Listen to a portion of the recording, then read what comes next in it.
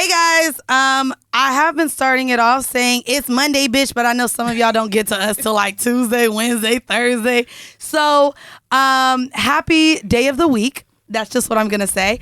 I am super excited about this episode. We are actually sitting across from one of our listeners who emailed us, and I loved her story so much I brought her in the studio. But before we get started, y'all know this is Horrible Decisions. I'm your girl, Mandii B, a.k.a. Peg the Stallion, and I am with my lovely co-host. Hi, I'm Weezy. And we have an amazing guest today where I guess before we do, we'll let them know a little bit who you are, and then we'll get right into the shits. Okay. So introduce yourself and let kind of our listeners know your status. All right. Not that status, but like your sexual orientation. Gotcha. And yeah, no. She's a legal U.S. citizen. No, yeah, right. No, you're not born here. You know, we're not worried about ICE or anything. But no, just introduce yourself to our audience. Sorry. It's okay. All right. So I'm Carolyn Toney. I write a sex blog called Tales of Toney about my dating life and dating polyamorously, non-monogamously, and I'm bi-flexible. Bi-flexible, what does that mean? That means that I do not need pussy, but I like it. So from time to time. That's me. Yeah, like I don't need it, but I like it sometimes. So if I can get it, I get it. If I don't, I don't. There's a word for that. I didn't know that. That's my word. I think we normally talk about it like fluid. Like maybe. Yeah. Sexually fluid. Okay. Yeah. Bi-flexible. Yeah. Okay, I like think that. That works better. I like that. You know? Well, that explains a lot because I'm definitely bisexual. Yeah. See, like you require it more often. Like you like it and you want it often and all the time. I think about it a lot. Yeah. See. See, yeah. If it's there and it's like, ooh, we're drunk, we having fun, I'm gonna eat your pussy, but I don't just be like, ooh, I want to eat pussy now. Do you fuck girls sober? Damn. Don't come for me. I don't think I'd be sober. But when I drink, I really turn gay. Like, I like women when I'm drunk. Wait, what, Weezy? You looking real judgy over there. I'm not judging. I'm just thinking like... Yeah, I don't think I've been with one sober, honestly. Like, ever? In a threesome. Wow. Mm-hmm. Yeah, wow. Yeah, I know. Now that you said that, I may need to think about this. This may be something I need to bring up in therapy. Nah, I can have pussy at 2 p.m. Yeah, no, not me. I'm not gonna lie. Like, so this may be unless something. day drinking happens and then it's 2 p.m. and then you're drunk. It's fun. It's funny because I'm starting like a list of things like with these conversations. Even a episode and conversation we just had of how I view relationships. I'm literally starting a list of maybe like topics I do want to tackle once I find the right therapist. Mm-hmm. And especially because I've been talking to Joe a lot and he thinks, oh my God, I do nothing but deflect my problems. And he's like, you need project, deflect, whatever he be saying.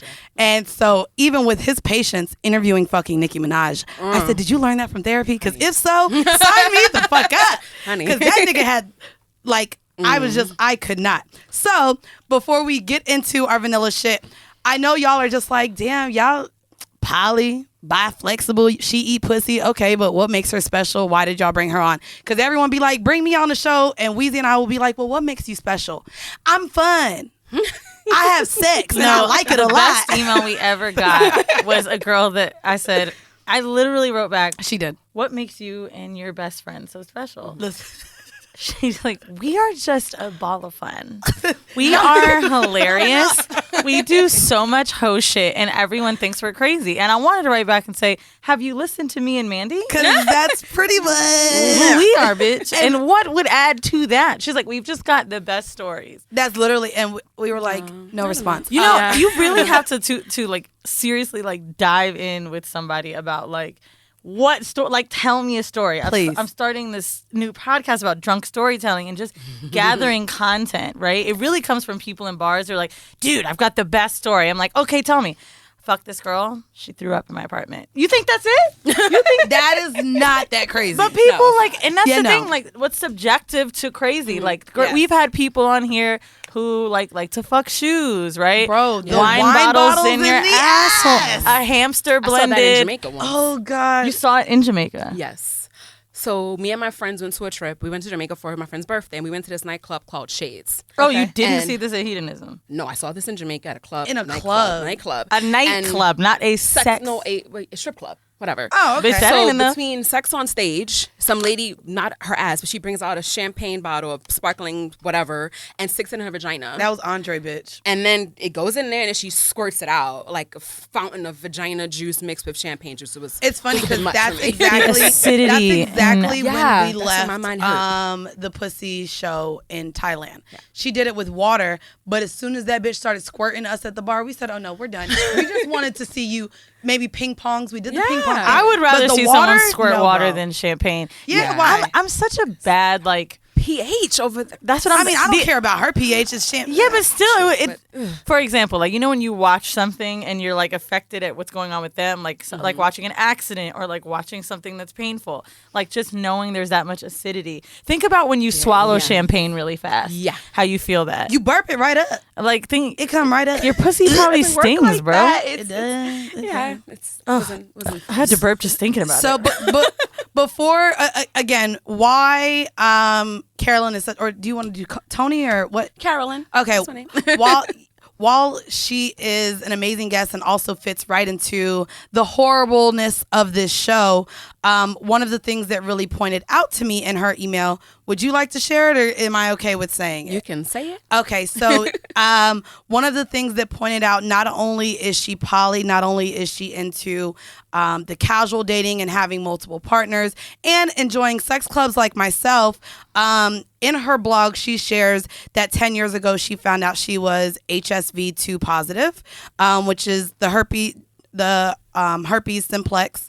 And so if you guys know, we've already done an episode on herpes. So this is not going to be a herpes episode. However, there's so many other things that you can have when you are out having sex, when you're at sex clubs, if you are in a poly relationship, if you're just having sex with one person, you can catch something. So this conversation will lead more into having that conversation, how you open up to your partners. And we're literally going to dive in on all the goodness that you guys have even emailed into us on, hey, I have this. How do I tell my partner? Mm-hmm. So the first, okay, girl, I'm going to call you right back. I'm recording. My homegirl's staying at my house while I'm gone. So for the vanilla shit this week, this one I think ties to a lot of us, and I wanted to ask you your opinion on this. A sex researcher revealed the number of partners that your brain can handle dating at once.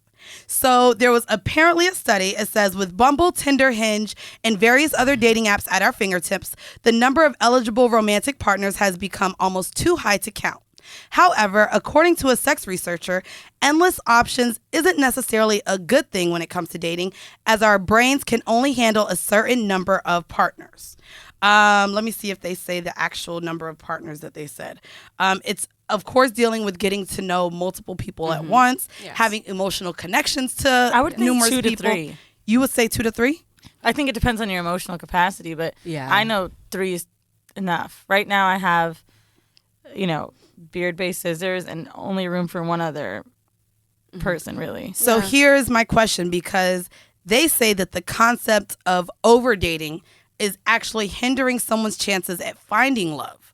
Do you feel like these dating apps are hindering you guys from finding love, or dating multiple partners would hinder you from being in love?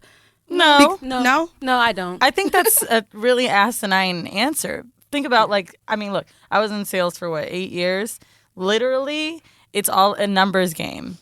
Okay. You got to hit it until you get there, right? Like, I don't really think that just because I'm not focusing on one person, but I am also a firm believer that, what's meant for me is meant for me. Mm-hmm. I don't think that I can make somebody want me. Right. I don't think that, exactly. I could, work on a relationship to make it better, because in the end, it might fail because you weren't the person for me. Mm-hmm. So, no, I think when you meet that person, you meet them. I also think there's a reason for overdating, because that one person is probably not satisfying all arenas. Exactly. Whereas, we're starting to learn that through non-monogamy you can have a partner or partners that do it all.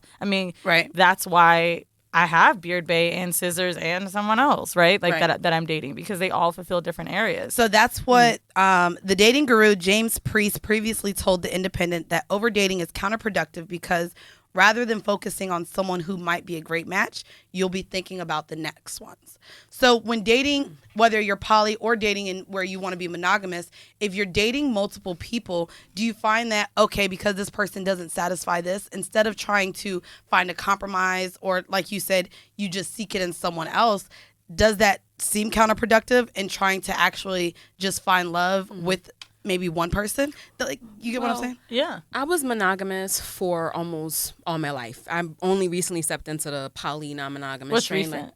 like this year. Oh, okay. Yeah, like this year. And even with my relationships and trying so hard to be monogamous and trying so hard to be like, to find this is going to be my love of my life, it didn't work. There was always something that was missing. There was always something that wasn't fulfilling me. There was always something I wasn't happy about with the relationship. I was either sacrificing what I truly love for myself to make them happy, or they didn't like what I liked, so therefore I just kept that to the side, or I only did things with my friends, or only things here, and wasn't my full self in the relationship. Oh. So I was like, I decided that it wasn't for me. Were you raised in a household where monogamy was the only relationship option that you knew of? I used to watch Real Sex when I was young, so I always knew. okay. You Robin always Bird, knew. Real Sex, I always knew that it was out there. Sue Johansson taught us all. Exactly. But I never adapted it. But I knew very young that the idea of having one person forever, like, wouldn't you get bored with that? That was always in the back of my mind. But you're told to find one person and be with one person and stay with one person forever. And being with this virus, once I contracted, it was like, you need to find one person. That's the only person you're going to date for the rest of your life. And it was just like, well, this didn't work many times over. This was bullshit. So eventually. So who actually told you that when you found out that you were positive with HSV? I know, like, I've had friends that are like, fuck, I have it now. Yeah. Now my dating life is over. Were you pretty much told you need to find someone else who has it now and y'all live happily together and that's it? Or like, well, no, that's not what happened. So I'll give a little backtrack. I was very much a free spirit, as I like to call it, prior to contracting herpes. I was living my best life. So like And a hoe? Yes, pretty much. I like to call it a free spirit, though, because this sounds. You could say rolls off the spirit tongue. is, but niggas know what free spirit means now. We I can't had even a play Plenty with of it. Fish fish life. Username when I lived in Orlando. That was Free Spirit 407. Nice. And years love later, it. I was like, I let them know. But what they it know was. they know what what that free meant. spirit is. Actively Yes. single. I also like one of my homegirls said that. She's like, we're actively single. That works too. Oh, that's cute. Yeah, but that's cute. Yeah. So pretty much, I was in a series of like halflings, whatever. Then I stopped, dated one person for a long time. He didn't want to commit, so we broke up. Okay. I took a long hiatus of just being by myself, long meaning 3 months. Then I got into a relationship with someone. On the heels of that breakup, that's when I contracted herpes, i.e., he transmitted herpes to me, and my response was, "Are you fucking kidding me? For all the people that I fucked and sucked, it was when I'm in a relationship that I contract this fucking virus." Wow. So it was really just a shock to me, because I'm like, well, if I would have got it before, I would have understood. I'm like, oh, that makes sense. That makes sense. Now it's I just like, was being are you old. kidding me? And then so I didn't necessarily go straight into like find me a herpes partner, because I didn't know that platforms existed. Like, there are many dating apps, there are communities, there are Reddits, there are Facebooks, where if you are positive and you just want to date someone positive, it'd be easier for your psyche. They might be cuter, you know what I'm saying? Because they that. rampant. Enough people want to fuck, so it's just like, Yeah. But even our guest Ella, who came on and talked about her experience, One she contracted person it turned her off down. the first person she had sex with. Yes. So Yes, it's like, that happens it a doesn't lot. matter if you're a free spirit, and it doesn't matter if you're losing your virginity for the first time. It is a virus that It's human. It's a human and virus. it's skin to skin contact. So Yes. even if you're safe with it, even if the person has on a condom, especially we're a whole open orifice Yes. down here. Yes. If there's anything, skin particles that get in and he has it, it's very possible, regardless if you're safe or not. and it's so much Exactly. easier for women to contract. Yes. Because- because we're more open and more Right. sensitive Like, and we don't stuff. really have all of our genitals are like more like an internal thing. Yes. except for But not only external that, skin. I was even telling Benson before coming in, as much sex as I've had with as many partners as I've had, I probably think the safest condom is one that none of us really have used. Or have any of y'all used the woman condom before? I've used it once. I hated it with Did you? passion. It's like it literally covers their whole fucking pussy, and it's like a bag that goes Yeah. inside you. But No, I haven't. I haven't used one, and that's probably the one that would be the safest for us as far as contracting. I stuff. did try to Well- put it on, Did and then you? Yeah. we just left. Well, the thing is, was weird. there's two locations where you can contract. Downstairs it's all called genital, all that's called oral, or upper, whatever have you. My virus actually is on the pubic hair region, so a condom doesn't even make a difference for me specifically. Versus some women can have it intervaginally. Internal. Yeah, and I don't. not want to say thank God or luckily, but like I don't have it there. I have it on top, which means that I just have. I really had to pick. Yeah, right. It's like I know that the area is afflicted, and I can do what I can to prevent transmission. But so in this case, which I'm like guessing here, so the lady who does my waxes, right? She always like I've been going to her for 2.5 years. Shout out to Usha. She told me like, make sure that you aren't having sex the first day I wax you. Your pores are so open. True. Like, do not. She's like, even if you know him, she's like, know him well. Damn, that sounded bad. Yes. But she was like, even if you know him well, she was like, because it's really, really bad for bacteria. You're so open. And hair on your genitals actually provides a barrier. Yeah. Yes. It's safer. That's what it's there for. But it's a protection Is it thing. there for that? Yes. It's there for that. I didn't know that. Hair, it's to protect you, but I think me, the other it's thing more is hygiene. it also holds smell. It holds smell and bacteria I get rid of and it. sweat. Yes. I mean, I think for a lot of us, it has definitely become a more hygienic thing. But also, if you just look at the porns, and because a lot of us do watch so much porn, hairy puss isn't the thing anymore. So it's bare. I mean, now. frankly, I don't like looking at myself with hair. At least Same. on like, and in the front part of my pussy, I'm fine with. Like if it was like a strip. Yeah. But like, I eat The pussy. lips. I get it all the way. It's I Me get too. 4 Brazilians every 3-4 weeks because my head doesn't grow back that fast. Every 3-4 weeks I'm there. Same. All gone. And I think that it's interesting to know that like with pubic hair, so really so many men don't shave down there. So a lot of mine do. So what we supposed to do? Weed through? A lot of mine, I won't lick much. ass. I'm not licking your balls. And then for men, like, the hair sometimes grows even up the shaft of Yes, the dick. it does. So y'all be thinking we can't deep throat. No, bitch, we just don't want hairballs. Yes. Like, I really dislike I lived it. with a dude for like, I don't know, like maybe 2 years, 1.5 years. And I remember he had like this mark on the shaft of his dick. And I was like, what the fuck is this? And I thought he had an STD. And he was like, yo, like, I've been shaving my dick for a year. I don't know how you didn't know this. Oh, wow. And I was like, bruh, you have hair on your dick? It grows. Never knew. Yeah, it does. It goes up it like a comes up. fucking tree trunk, like vines and shit. Like that shit is awful. I'd be like, I'm not deep throating like, you, just a little and bit, your just a hair little bit. is halfway up Bro, your nothing shaft. is worse than doing this. Yeah. Going in and Oh like, no! Or really trying to stay sucking the dick because you're in a rhythm, and at the same time you're trying to do extra spit to get the piece of hair out your mouth while you stay in motion of sucking dick. I ain't gonna front. I don't stop? feel bad. I just be be like, like, stop, like, excuse me. I'll use my hand like away. this. Yeah. no, you You gotta gotta keep it going. You gotta keep it going. Yeah, that shit is awful, man. So for the kink of the week, the kink of the week this week actually relates to, I guess, even a segu from the dating app culture, but anonymous sex. So anonymous sex is a form of casual sexual encounters. In the style of a one-night stand, the participants have little or no knowledge of history of interaction with one another. Unlike many other forms of sexual interaction, there is no emotional attachment involved in anonymous sex. So I tie this because I know that we haven't done this with Vinny? No. He does that all the time. We talked about it with him. We talked about that with also glory holes too. Mm-hmm. So with this, I wanted to bring it back to more so of the dating app culture because I know Grindr and Tinder started off that way as just wanting to fuck new people, and now we turned it into dating. Yes. When it's actually still looking for someone. A dating is an umbrella. Yeah. To meet new people. Dating is umbrella? And, yeah. Nowadays, I feel. Yeah. Because, hate for the example, term. casual dating, you could say, means you're just fucking and eating food, right? I mean, Yeah. so Right. what do you have with 24/7? What are you going to call it? Friends with See, benefiting? Yeah, but I don't say, like, to me, if someone... You have been... If me and 24/7 were to stop talking today, if he got brought up in conversation, I don't ever think I would refer to myself as having had dated him. I don't use the word I was fucking Slept him with? for 60. I was Yeah. Yeah, and that's just the thing. I don't know what word I would use. But have you ever gone on dates? Him taking me to the studio wasn't a date, so no. Oh, damn. Okay. Well, then I guess not. That settles that. I mean, I think we got a bite to eat before, and like his mama made me a plate, but like it wasn't no like date for real. Like no, we just Hold on, have bro. sex. In 6 years, y'all have shared one kiss and no dates? Yeah, That was me for about 10 years. I've been fucking him. Damn. Yeah. And he's local, so it's like I've seen him, like, we're here already. Like, and I've had school, I've had work, I've had this podcast, especially for the last 2.5 years. Yeah. I just want to fuck you. Like, if I know we're not going to be anything, what do we need? Yeah. What do I need to go on dates with you for? I'm going to spend that for someone I want or someone that I'm going to be intimate with.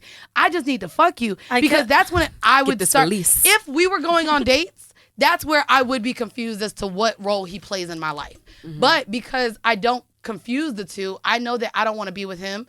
We're not talking like we're going to be together, and we know that we enjoy each other's sexual company. So why we got to complicate shit and go on dates? Because then when we start going on dates, when we start having life conversations, now I'm really going to start liking you, which is why we talked about how you like your open relationships and how you want them to take bitches on dates. If I had a nigga and I knew he could fuck other bitches, that would be the number one thing. Don't take that hoe on no date. See, because the main thing that I have... You like emotional connections. Right, but I also feel like there will be more... I don't know. It's weird. I get conflicted with this because, of course, there's some jealousy in knowing that someone likes someone, right? But I do feel like things are more substantial and meaningful. Like, I don't want a nigga that's out here. You know, I don't want to walk into a bar and there's like 10 bitches you fucked. I would prefer to know that you've had something more meaningful with that person than just a bunch of bitches that said they fucked my nigga. Like, but see, he's not my nigga. Yeah. And so that's why. Well, right. I'm saying with my open relationships. But that's also why in 6 years, I'm still very adamant, and both of us are in agreement with using condoms. Because I know when you travel and you do you and you got your situation that you're fucking other people, and even though he's been the only person I've fucked since April, in his mind, he really think I be out here fucking too. So because we're both out here and we know that we both have other sexual partners, why, like, there's no reason to even bring that into the mix of now. I mean, if you're not interested in it, then you're not. Yeah. Yeah, I mean, and he gives me the sex that we have. Condom. If we didn't have a condom, Jesus Christ, I don't know how much better it can get. But I'm orgasming. I'm coming. Like, those two I'm not drying up. I was thinking that. Wait, orgasming and coming is okay. So I'm orgasming. I'm creaming. Because to me, when I say I come, it's not an orgasm. Orgasm is like so much more. It's like when I shake a whole lot. But when I come, I'm like... You might need to put a word before it, like intense orgasm. Yeah. Because when I'm having an orgasm, I'm always like, oh my God, I'm about to come. Yeah. So I can't even get a word out because, bitch, I start shaking. And I said something on the live. I ain't gonna say it because it's probably problematic. It is problematic. Oh. What? I'm sorry. If you say the M word, it's not the M word, but we was just joking because I told you. So the last time we had sex, I actually squirted. Like, it all went. So I went from the Jigglypuff Pokemon to Squirtle, and then because now I say my pussy is Squirtle, bitch, because he made me squirt, and he's like, but you've squirted before, and I'm like, not where it came out, like, it's like he popped a bubble and went. I was never into cartoons, and I'm not into it now. Oh, well, anyways, my pussy went from Jigglypuff to Squirtle, and then, like, we were just talking about how I come, and he said I had Parkinson's pussy. It's not appropriate, but I really be shaking a lot when I come. Yo, that's mad funny. So he said I had Parkinson's pussy. And I was like, damn, you ain't shit, nigga. You gonna get trolled for this? I know, don't troll me. If you have someone in your family, this was not offensive. I'm sorry. I'm just bringing in an intimate conversation that we had, and I was like, nigga, you not shit. Yeah, I feel bad for Remember when Akash made a comment about the girl with Lyme disease? Yes. And what did he like, say? I don't know, because it was a bonus. Whatever episode. It was a real good bar. But I mean, look, I'm a shaker too, and I have an embarrassing shake. I shake and push him out. So let me get back in. Yeah. You know, Brooklyn Bay, whatever I don't know his name yet. You made up 4 different nicknames for the same nigga. Old Bay, Old City, I don't know. But Old basically, Bay, January Bay, met you at a party Bay, Brooklyn Bay, Nice House Bay. Can we get a goddamn name for this nigga? The Bay with the nice apartment. I don't want to call him Old Bay because he looks young. Ooh, like Old Bay seasoning. Oh, yes, bitch. We gonna call him Crab Boil. No, we not. Let's do it, bitch. Okay, so Old Bay seasoning. Old Bay. Nah, so I love Old Bay. The boil. I had a really bad shake, like the last time we fucked, right? But I didn't want to like let him know how bad it was. Mm-hmm. Damn, this is so embarrassing. I can't believe I'm going to tell this story. Okay, it's 5 a.m. I want to give some context here. He fucked the dog shit out of me. His homegirl was over. We were all getting fucked up smoking. I was like waiting to fuck. right? Because I'm like, damn, is this bitch gonna leave? So finally, he tells me to go in his room, wait naked. She leaves. He comes in, and I know this nigga was tired. Fucked the shit out of me. I came so hard. You know when you like squeeze the dick out because you're shaking too much? Yep, that's how it was happens. Like crazy shakes. And I was like, oh my God, I'm so sorry. I need a minute. He's like, it's okay. You don't have to You apologize. really need a whole minute? Bruh, I couldn't handle it. Like my body was so tense. I think it becomes too much. So I came so hard and needed about 2 or 3 minutes that by the time I thought he was gonna fuck me again, that nigga fell asleep. On top of me. Oh yeah, nah. I fell asleep on top of me. And I don't know if you guys remember Sex in the City when Charlotte knocked on the door and she's like, he fell asleep and came up to me. She's like, it's okay. She's like, well, has it ever happened to you? Bitch. You know what? A part of me was embarrassed to tell that part, but then I thought he really used all his last energy before he fucking fell asleep. He really did. Good. And I was so that serves dedication. Grateful. I cleaned that house when I woke up. That is. I was like, oh, good morning to you. Yeah, that's really, no, you're right. But nice. I mean, it was intense. And if I wouldn't have let him, like, you know, maybe if I wouldn't have waited 3 minutes, he wouldn't have fell asleep. That might be part of the old bay. I don't know. But what I know is he put that motherfucking goddamn work. That dick's so good, I'm trying to share that shit. Oh, that's what I did with 24/7. I literally be like, but I'll only share his dick to like my friends that don't live here because I don't want them to get into. Because I'm not splitting my time with you. I'm not splitting my time with you. But like he'll go out of town and I'll be like, girl, he coming to your city. You want me to put y'all like in a group chat? And he be like, your friend really down. Like we be talking. He be like, you know, I know. I want them to know so we can talk about it. I want them to let me flex like, on these I literally the one threesome I had with him with my homegirl, I only had it with her because I knew she was leaving New York and moving back to the West Coast. I said, bitch, no threats. Join me. You're leaving. No worries. You need to be far away, but come on, this one time you're gonna have some. You're fun. going to the West Coast. Oh yeah, girl, come join us. You know, I guess I'm concerned about how good the dick is and how good the sex is. I want to say because pussy fire too. He was telling his homegirl that was at the house while I was in the kitchen how I was like top.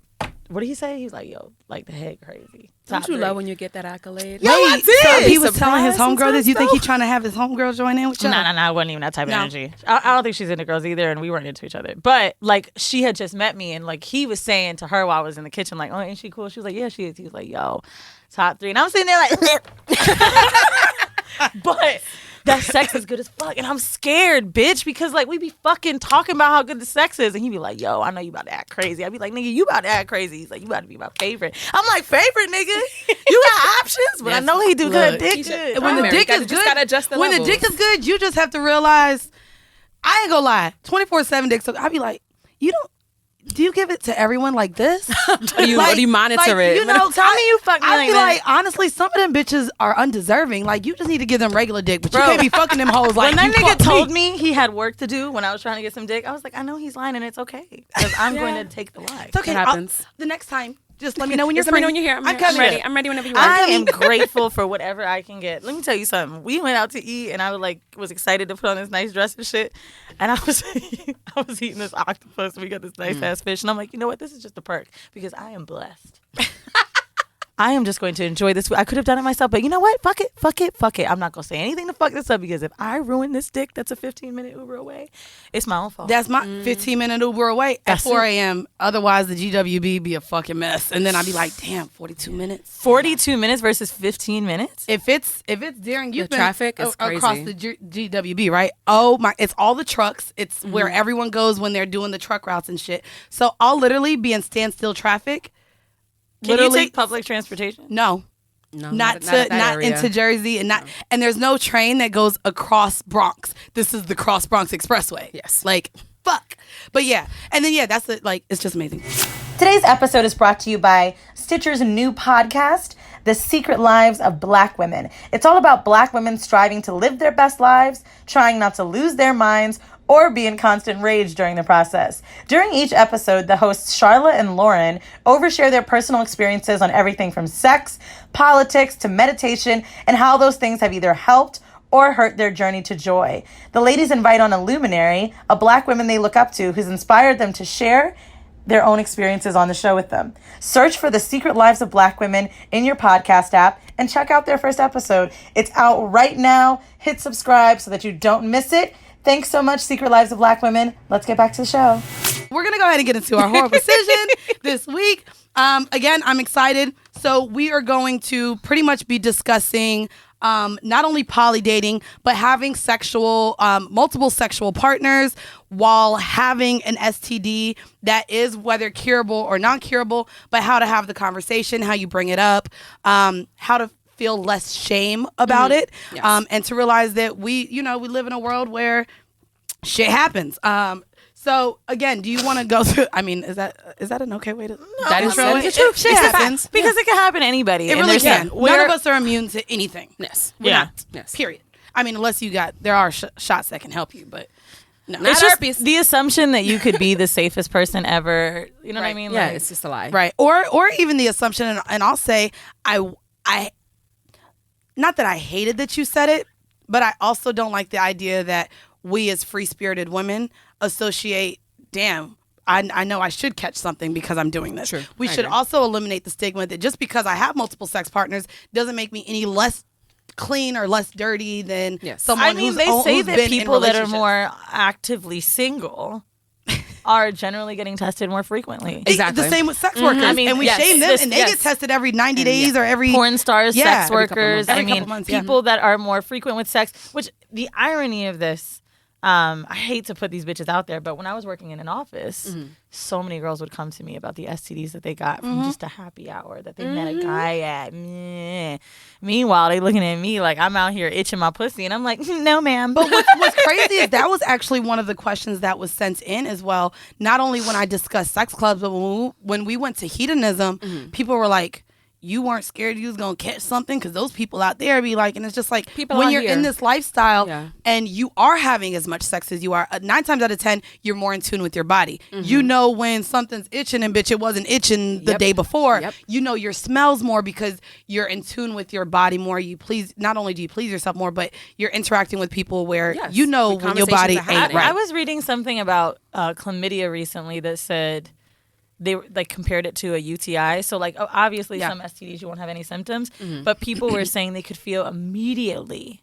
Like I'm that person. I'm very sensitive and I can feel when anything is slightly off. Like my third time going to a party, I was just having way too much like sex and I didn't have my lube on me and I was like it was over there, it was within reach, but I just didn't want to get it. I was like, I'm in the moment, this is so great, spit on it. And like the next day I'm literally coconut oiling it up and I'm like, it didn't make a difference because sure enough I got BV the next day, which is again not an STD because it's just an imbalance in your pH, but because of the scarring that I was experiencing, chafing, I was just like I'm like, this is not right, and I'm like back to the doctor and I was like, you know what this is? I'm like, again? And I'm like, this is bullshit.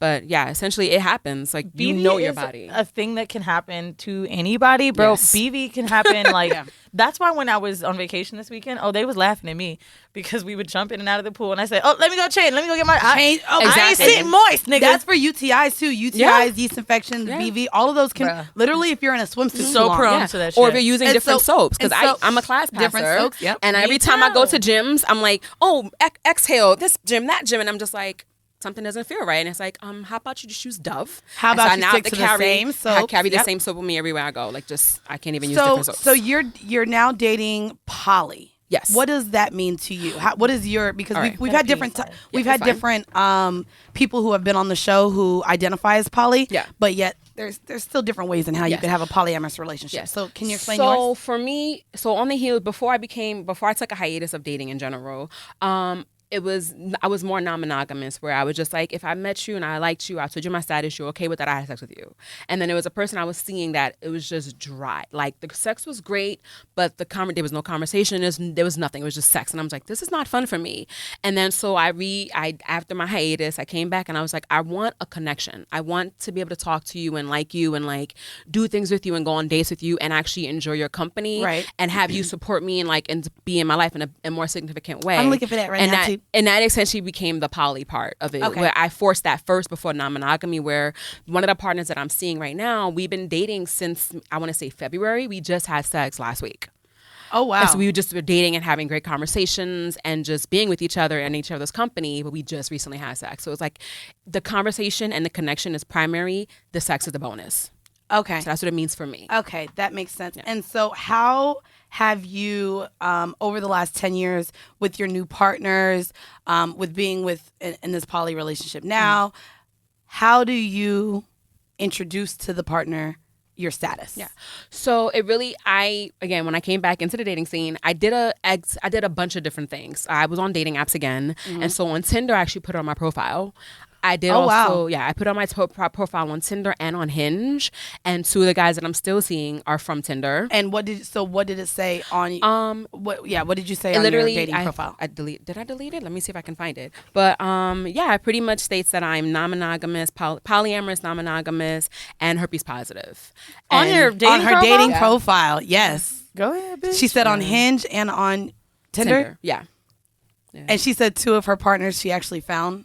Yeah, on both. On the app, yeah. Did they have it as well? No. All of my partners are actually HSV negative. Wow. Yeah, and they just... So what is it? Is it them educating themselves? Is it you making them feel comfortable? What's that dialogue? Yeah, it's a combination of both, because a lot of people will assume that it's tag you're it, tag you have it. And the reality is it can be that easy, and it can be not that easy too. Right. Because I've dated, of all the people that I've been with, my longest partner I want to say I met him when I was 18, and we just recently stopped having sex like last year because I just got tired of the shits. He wasn't good enough for me anymore. He's still negative. So it's very possible to live a long, healthy life and be with someone who's negative and never transmit the virus. But you just got to be really careful and really in tune with your body. Is that because you have to have an outbreak for... No, you don't. So you are 100% contagious when you're having an outbreak. Then there is levels of shedding where like you don't have an outbreak at all, but you can transmit the virus, which is why a lot of people contract it. And the only way of knowing if you had the virus, if you've never been tested for it, if you don't have any symptoms, is to be tested. Right. But a lot of times they don't want to test for HSV or HSV1 or HSV2. And a lot of people, especially people with cold sores, don't consider it contagious. But there's a rise on genital herpes type 1, i.e. from cold sores, because of course. But that's also just from sharing bottles. Like No? Skin to skin. It's only skin to skin. It's very rare that like a person would have to be having an active outbreak and then pass it. Like it'd have to like cut their lip or open up the wound of like the virus, and then like it'd be on the surface for it to be happening. So y'all niggas could still pass them soggy ass blunts then, I guess. Yes, they can. That's not an issue as long as they're not having an active outbreak and or not shedding. But again, you don't know if you're shedding or not. So it's like. So my question now is, as like Weezy and I again just got back from hedonism. We didn't have sex there, but it was like an open space to have sex, and I do frequent sex clubs. Yes. Now I'll say in the times that I've been to sex clubs, of course there's condoms everywhere, but there hasn't been a conversation of status or someone coming to me saying, hey, I have this, do you still want to have sex?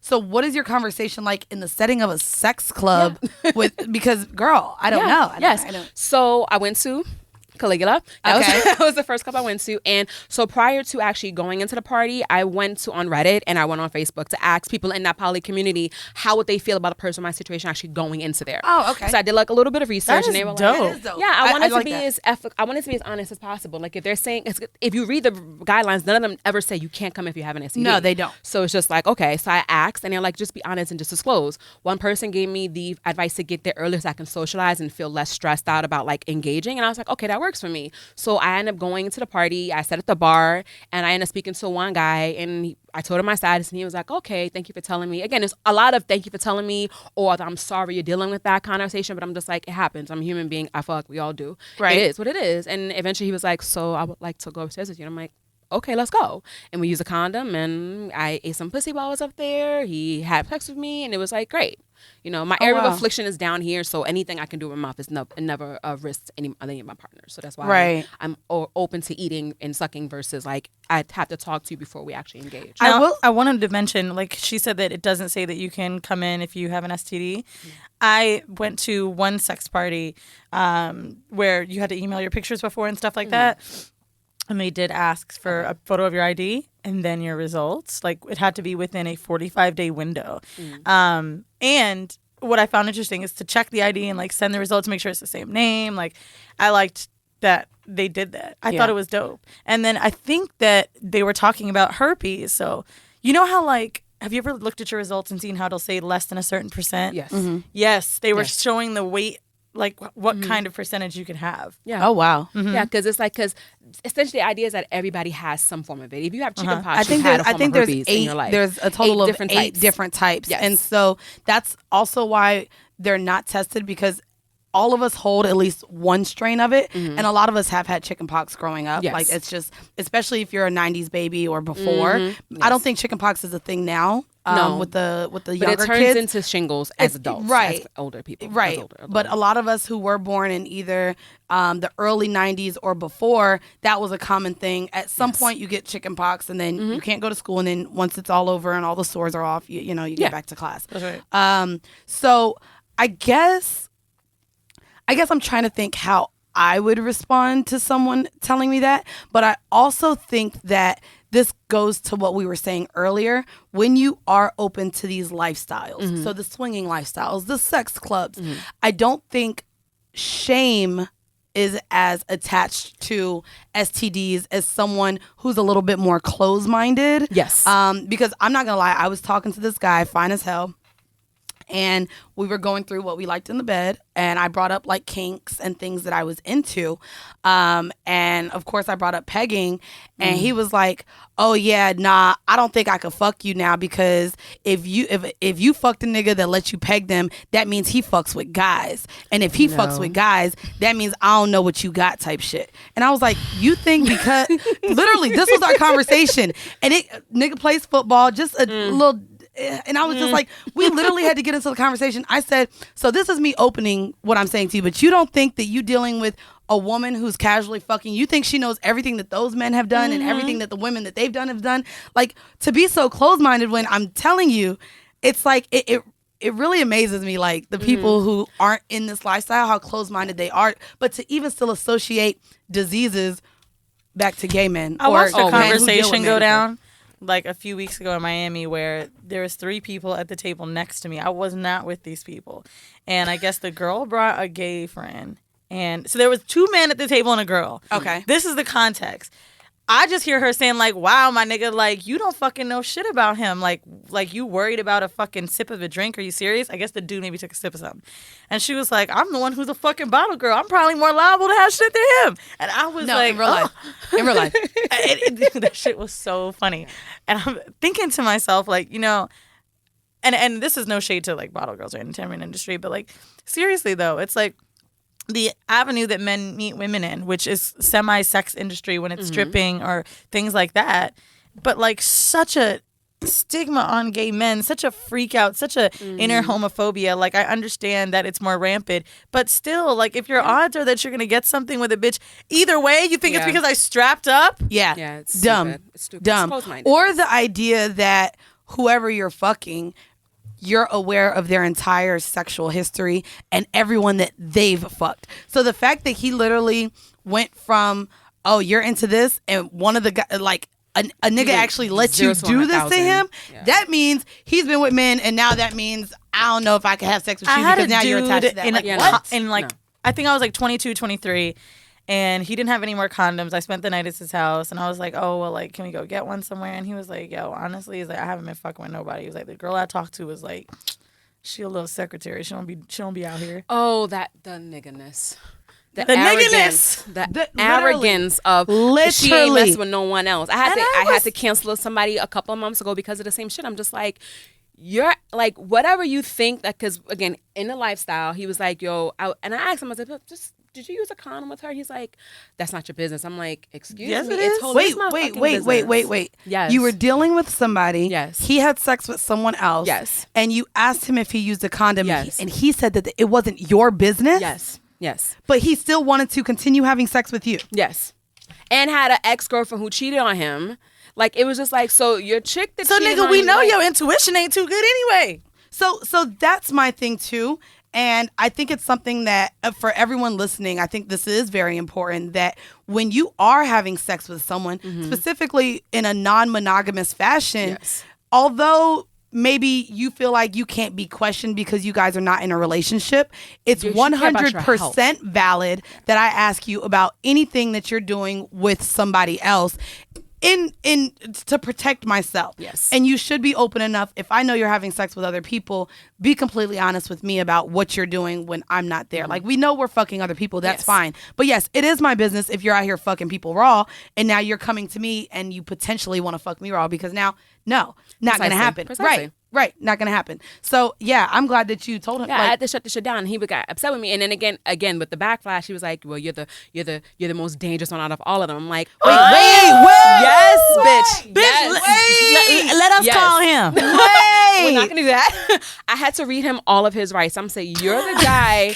who had your dick in 2 different females within the last 2 months. I haven't had raw sex in almost 2.5, 3 years. Yeah. So you need to get all of your shit checked out. I said, we're not gonna go back and forth on this. If I see you act like you don't fucking know me, But going here's forward. the truth, though. Your transparency is such a admirable thing because let's be real. A lot of people don't. What if they didn't have an outbreak and they're like, well, I'll just tell. I'm not gonna tell them because it's not there. It's funny. I was actually telling Benson because we were out in the lobby waiting on the studio, and we were having this conversation just about people admitting to it and people not. And I have, a friend that I know who 1 million followers, does all this, and has herpes, and decides not to disclose at all to any of her partners. Why not? Well, I can answer that because when I first was diagnosed, I was very well in that I don't know if I should disclose. Because again, I was told I didn't have to disclose unless I was serious, which a lot of doctors are still telling people that. Really? Yes, because they feel that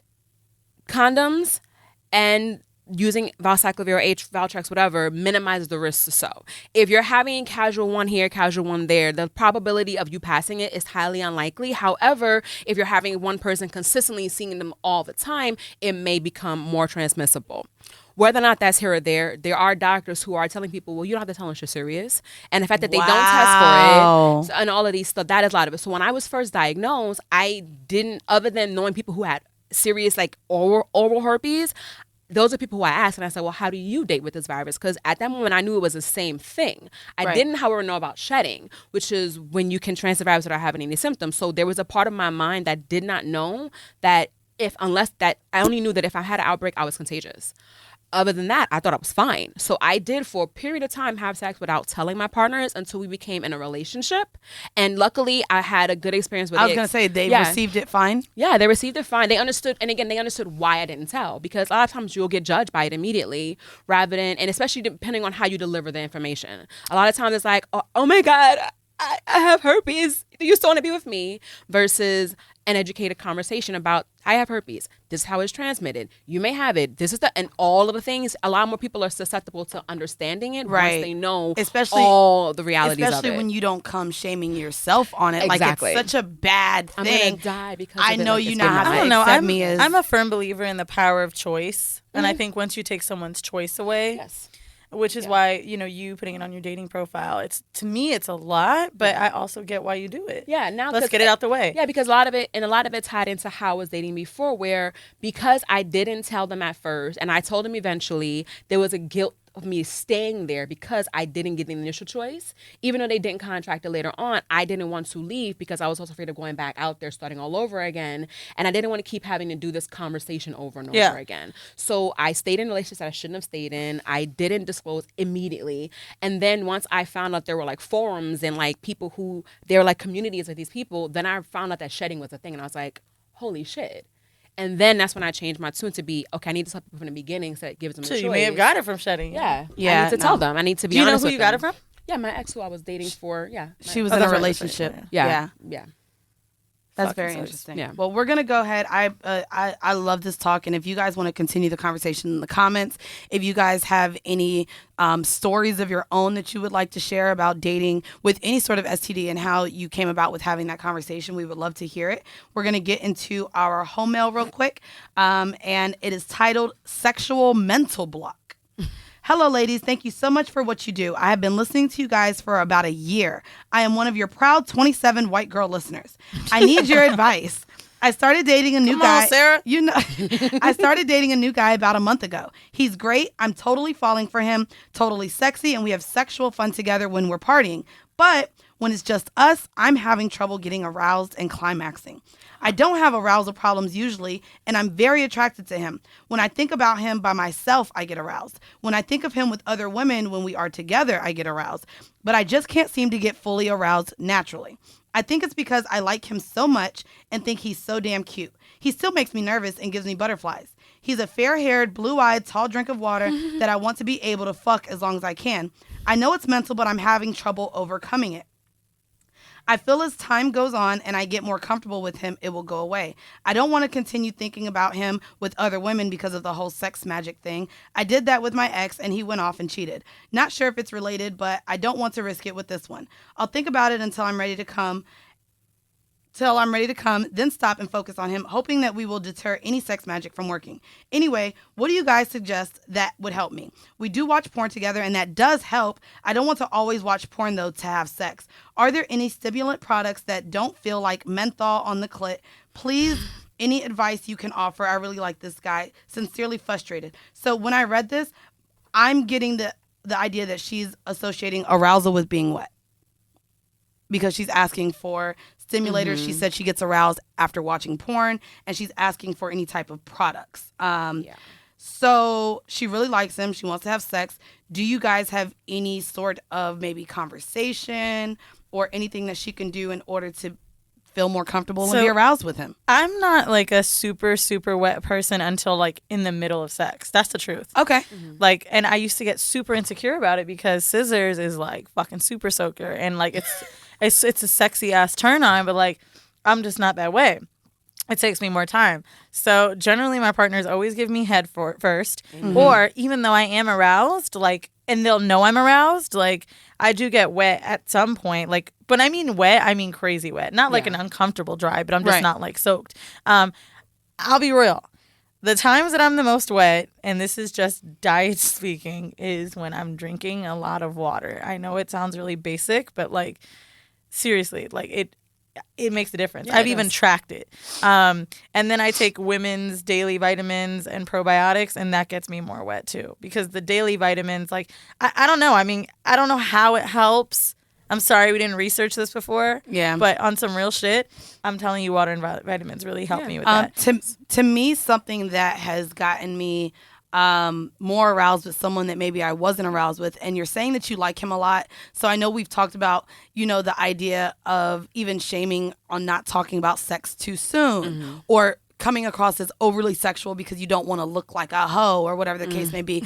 I would say that it may help you become more aroused with him alone if you maybe play with that idea more. So sexting him and letting him know you can't wait for y'all to be together, and just maybe opening up more about the intimacy and sex that you want with just him. Not when you're out in the club and you're grinding on him and now you're so aroused because you're having a good time, but literally leading up to the sex where you two will just be alone. Maybe start playing with it more, texting him about it, becoming more comfortable with the idea of sex just with him. Not making it seem like, oh my God, I know he fucks and he's so sexy, but him with another woman, oh, that turns me on. No, I think the idea of you having sex with him needs to turn you on just as much. Exactly. I mean, being present in the moment, like, is a big deal. I always try to compare things. I think I said it yesterday when we were sitting with Asante and a girl asked a question.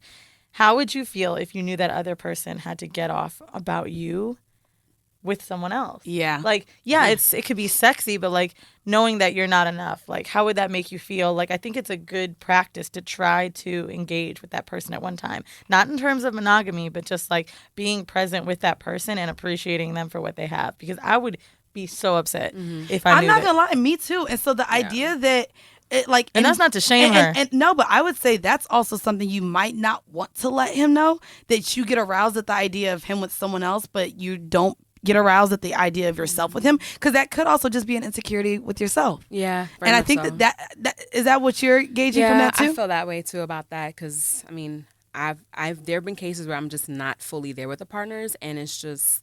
I don't know. Is it insecurity if it's not like she's feeling jealous? She likes it. Right. She's not jealous, but maybe she may feel like she's not enough. She knows that he's a tall glass of Aquafina, or she did mention wants that. him and likes the idea of people wanting him. It's like is a thing that turns now on. I will be real. I do get off heavily when knowing that like bitches want to fuck the nigga I'm with. It's disgusting. Oh, I'm not gonna lie. The niggas that like I fuck with, like, we get turned on by seeing videos of us with other people. So like anytime I'm about to have sex, like, there's probably like 3 niggas on my phone specifically. Like, they'll ask me, hey, have you fucked lately? Did you record it? Like, and they'll want to see me with other men. And then the same, like, vice versa. I'll be literally walking to the train and I'll get a fucking video of another bitch sucking their dick. I love it. Like, so that turns us on, seeing each other with other people, but also like, we get excited because we do still want to see each other and commit together, but we are both turned on as well by knowing we're fucking other people. It's weird. Yeah, I know it ain't no way. because me and another guy that I'm dating, he's my primary now. We're like talking about when we go to the next party, and I'm like, because I met him at a party, and who'd have thought that I would meet someone I'm dating at a sex party? Whatever. We'd have thought. We would have thought. I didn't think that. I'm like, I'm just going just for sex, and that's what's going to be. And then it's like, I like you, and we get along, and we're having great But not sex. only that, to like someone, then to know that they're also like in this same shit. like We're sex like, style. I want to make sure we all know and understand. We have not been taught right. We have been listening to other women for years tell us like how they got where they got to, and they're older and they're in a different era. Yes. A lot of people do need sex first sometimes before the need to feeling. verify I've this. said that. I need to verify like, this. Sex to me, like I'm not doing that's a huge bit of chemistry when I'm dating. I feel like I need to be not only aroused by you mentally, but sexually. Sex is a big thing to me, and I don't want to feel like I have to go to somebody else to get what you can't do. Relationships can happen from anything and anyone, any kind of situation. And I think like, my ex, I fucked his brother first. Hey. What? I talked about it on the show. I know you did, bitch, I know. but I I did. wasn't And ready. who would have thought we were together? And then the brothers ended up counting me as part of the I'm family. very much a test drive before you drive kind of girl. I need to know agree. what's You know going what? on here. Not exactly, but I mean, same bloodline. You know, I'm just saying. Verify. So, I guess before we get out of here, if you can let our listeners know, because you do have a Facebook support group, and then you also write a blog with your experiences. Yes. So if you can let our listeners know maybe where they can reach out to you and where they can open up and share more of their experiences, because I know this is going to be an episode that I hope takes shame away from those who are fighting with this right now. Yes. Maybe people who are not telling their partners, and maybe they want to really get the courage to open up about their status. Where can they find all of your goodies? So my information is on my Instagram is Carolyn Toney. That's it. The way you spell, and my name is. She said no underscore. Well, we're I gonna know. spell her name in the title. Yes. Yeah, we'll put and it- then my blog is Tales of Tony, like story tales. And then there are many support groups there. If you go on Facebook, if you just type in Herpes support group, there are like 4 or 5 of them. Oh, okay. There are ones for like people who want to date people of color. There are also meetup groups in person. There are also Reddit subgroups. I'm a part of a lovely group called Love Profound via the app Meetup, and it's run by a girl by her name is Devin. And we meet up once a month in Harlem, and we just have conversations, and everybody can come, and it's a clear space where they can talk black? about. Oh, Yeah, she's black. wow. Yeah, she's amazing. I like that. Yeah, and and this is locally. So Yeah, if you are yeah. in New York, definitely again reach out to her, and just to have that support system and know that other people are going through what you're going through. Yes, you're not I alone. think that that's why this podcast has definitely been the success that it has, because we've created a space where you don't have to feel weird or abnormal or like you're the only person. People are There's getting so shit many on. people. Yeah. Yeah. So I think you know- that's like literally how. Oh wait, literally. Yes. Yeah. Oh, you're talking about literal shit. Yeah, like Oh, yeah, how real life. weird Come can on, I okay. be? Come on now. Well, no, Okay, they're doing I it have for fun herpes. too. You They're eat doing shit. it for fun too. Touché. I mean, I don't eat it. I lick ass, Lick but it a I don't little bit. literally. Bro, I eat didn't shit. say you. Oh, I thought you were saying I eat shit. I'm like, I just licked the. Earring fell. I just licked the gooch. Bye, bro. What? I don't literally eat shit. Oh, I thought you was throwing shade at me licking ass. Oh, My no. bad. We 'Cause all I be do it. down there like, ooh. I just recently started. I just so- told a nigga I want him to record me while I lick his ass. So Ooh. that I've Live never your life, done girl. before. Bro, that is So what? the video that like. No, it better never go nowhere. It's gonna be on my phone, Yeah. bitch. I And just I feel might like- not want it on my phone because these iClouds, the way shit's set up nowadays. I feel like there's Hack. levels to nudes that can leak that are like I sent this nude to just like neck and down. casual Oh, I have sex tattoos. partners. It's a wrap. And I was like, you know what? I don't all the way trust these niggas, but this ain't bad. No, but that's not a nude. You have panties Good on. nude. Damn, that camera's facing me, ain't it? No. Oh, okay. Well, remember this minute mark before my titties end up on the tube, and not the you. Titties count as a nude? Yes. You could walk in Times Yeah, Square I with your wouldn't titties count out. that as a Look, nude. me and her are both Yeah. like, that's Are not you really telling me a right nude. now that tits aren't fucking nudes? Bro, you have your nipple on Instagram. One nipple, and it's Nipples are allowed to. I'm done. Just You one. know what? You know what? Anywho, thank you guys. The nipples are allowed to be exposed. Before we get out of here, I want to shout out to everyone who's sitting at their desk and not, because bitch, Weezy want to get on me when I tell y'all be at y'all desk. I gotta go back so to my everybody desk. who don't even got a job, shout out to y'all hoes. I do want to shout out, I guess we have truck drivers that listen to us as well, so shout out to them. Shout out to you guys who are watching us on YouTube, but our biggest shout out, of course, is to our patrons. I am a Patreon.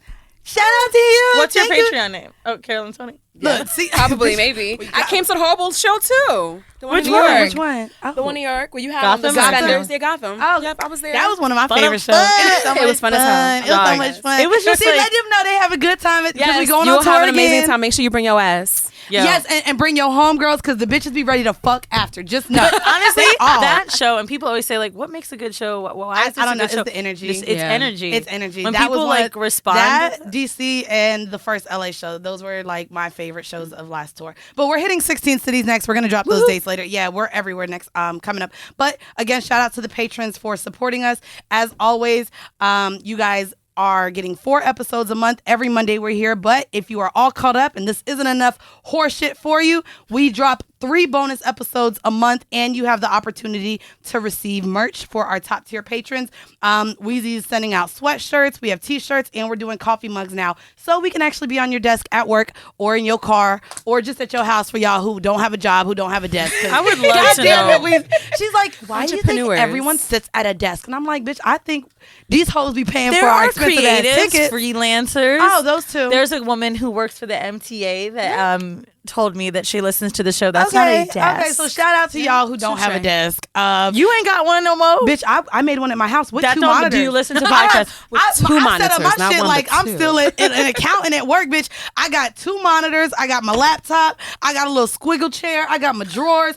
Bitch, I even got the file folders, bitch. I feel like I'm still an accountant, bitch. Legit. I be in my account like, let me move this screen over here, right here. Pull up the spreadsheet. Oh, bitch, I be having it all going. Anywho, as always, we're going to leave y'all with a 5-minute bonus clip from one of our patron episodes. And if you think you like that shit and you want to listen to the rest, become a patron at patreon.com/horrible decisions. If you think you like that shit. I mean, you will like it. But it is 18 and up, so I know a lot of you guys go onto Patreon and search us. We won't show up because we are an 18 plus content platform. So it is patreon.com/horrible decisions. Again, we're going to leave you with a clip for that. And as always, I don't know if it's Monday, Tuesday, Wednesday, Thursday, Friday, but have a rest of a hoe ass week, I guess. Have a rest of a hoe ass week. Get you some dick, get you some pussy, or both. And again, this has been yet another episode of Horrible Decisions. Bye. Peace. Bye. It's bonus, bitch. Hey guys, happy Monday, Tuesday, Wednesday, Thursday, Friday, Saturday, and Sunday, Monday. I ran into a girl on the train who told me, you guys always say happy Monday, and I actually am a truck driver and listen to you guys on a binge. She's like, she listens to like 8 or 10 episodes in one. Well, bitch, yo bad. Shit. I was like, oh, Will we drop on happy Monday? day. Right. Okay, so we going to start doing that then. Happy day. Smash. Happy day of the week. Whatever time y'all listening to us. Do we get the most listens on Monday or Tuesday? Monday. Okay. The most on Monday when we drop. They be waiting, bitch. Y'all, you know, because if we late, we've only been late like 4, maybe 3 times in the 2.5 years that we've had this podcast. And bitch, if we're late, we're like, bitch, they waiting on the episode. So Monday is our most listened to day. I want to thank all of you guys. Well, happy day. Yeah, we've gotten into the rhythm of posting our bonus episodes on Mondays. So now you guys are getting 2 episodes in a day. So I can get how maybe they only listen to one and then maybe the second one another day. So technically you can't get mad that our episodes are only an hour because really you get dosed. Working on my Spanish because I'm going to Puerto Rico next weekend. Well, technically it's the week that you're listening to this, I guess. I'm still there. Like a fucking random trip I ended up taking, like just random, but it was very random because so random I didn't even know about it. I just told you I was gone from the 8th to the 12th. No, I found out from other people. I didn't even know about this, and I'm like, oh, well, that's nice that my co-host is going on a vacation that I wasn't aware of. You Cool. found out that I was going to Puerto Rico? Yes. From who? Because I am going to be a part of the Friend Zone live show, and they wanted Horrible Decisions a part of it. Oh, yeah, yeah. And so they all let me know that they were inviting you. I said, cool. Well, I just we've told you I was always gone want on to the support. dates. So I was at the Black Lady comedy sketch screening. How was Shout out. it? It was super cute, super funny, super black. I loved it. And When does it start?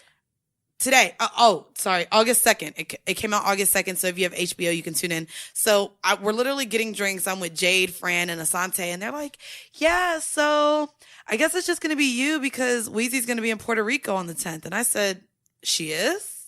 Bro. I said, I was unaware of this. So I'm glad that you guys know more about my co-host than I do because I had no idea of this Let me trip. show you where I'm going. So here's long story short. One of Rashida's friends rented this fucking house. I'm going to post it so you guys can see it. I'll try to post as much as I can of it. It's fucking sick. It's $1,000 a night, 10 bedrooms. Look at this house. Oh, yeah, that's nice. Like, but... Oh, God, we're going to see you naked and in bikinis all fucking weekend. I mean, We all know. But it's a... Scissors can't go, which is probably a good thing because we'd probably have sex the whole time. But there's just a bunch of bitches going. So I'm excited. That should be fun. Yeah. That should be a lot of fun. And I'm starting improv classes. I am super nervous. I don't know what they're going to be like. No way. I hope not. I hope not. Mandi's showing me something, y'all. Nah. She gave the gift receipt. I hope it ain't. Listen, shout out. I just recorded, if you guys listened last week, shout out to, again, Brianna Cummings and Amanda Mendez, who are our patrons. Amanda bought us a gift to the recording, and bitch, I just looked and saw the price tag, and now I know she rich. I know what she does for a living, but I'm just like, sis, you didn't have to. Holy shit. Better not. Thank you. Fucking... I love, mind you, the last guest we had on brought us shrooms. So at this point, I just feel like we get so many fucking random gifts from all of our guests. We've gotten sex toys, lingerie, books. Okay.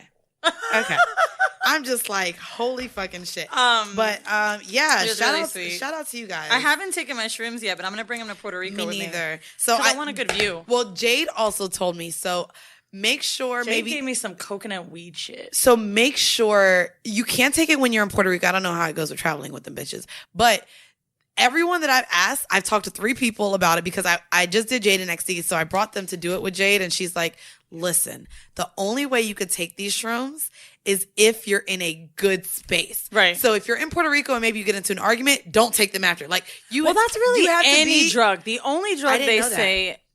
So it's like opiate, like if you take like a Xanax or marijuana, like, yeah, you can be in a bed because it'll just take you down.